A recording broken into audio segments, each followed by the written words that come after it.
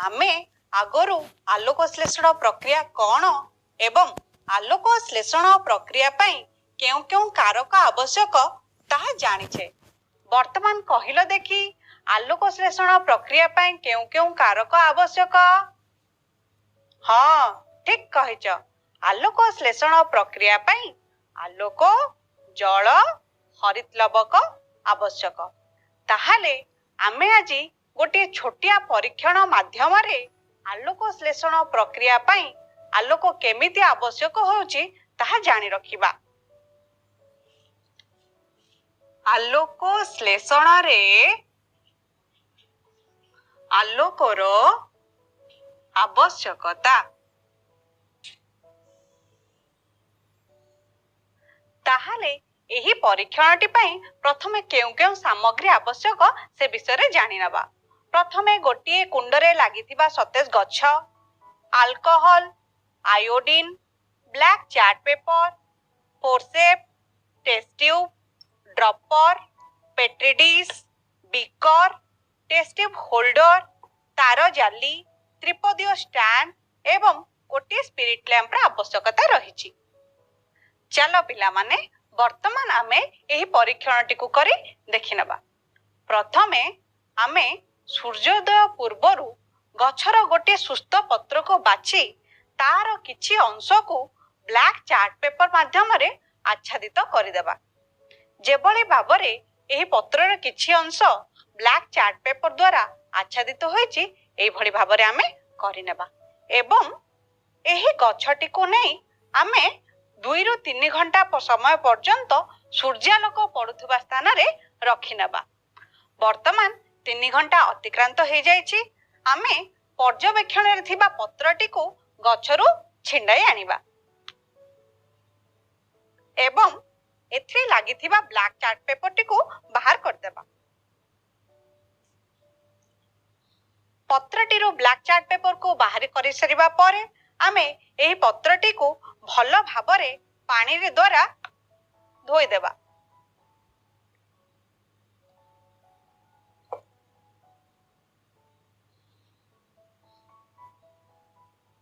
तापरे spirit lamp सहाय्य रे एही पत्रटी को सुर फुटंता सुरासार रे बुड़ाई रखिबा। वर्तमान आमे स्पिरिट लैंप टी को जळाई देबा एवं एहा उपरे बिकटी को थोई सेथिरे अल्कोहल ढालिबा।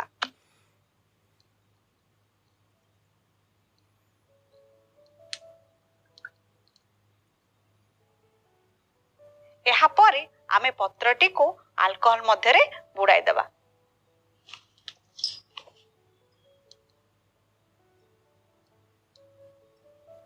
वर्तमान आमे पत्रटी को फुटंता सुरासार रो बाहर करी गोटे पेट्री डिश रे रखि दबा।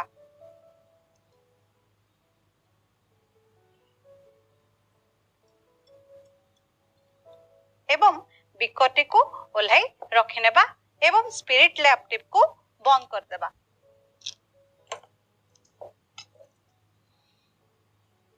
एहा परे पेट्री डिश रे थिबा पत्रटी को आमे जल सहाय्य रे भलो भाबरे धोई नेबा।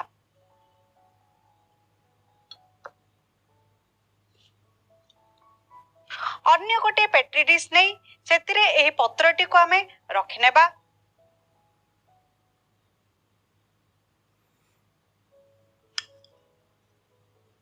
एहा परे ड्रॉपर माध्यम रे आम पाखरे थिबा आयोडीन द्रवण को एही पत्र उपरे ठोपाए ठोपाए करी ढालिबा।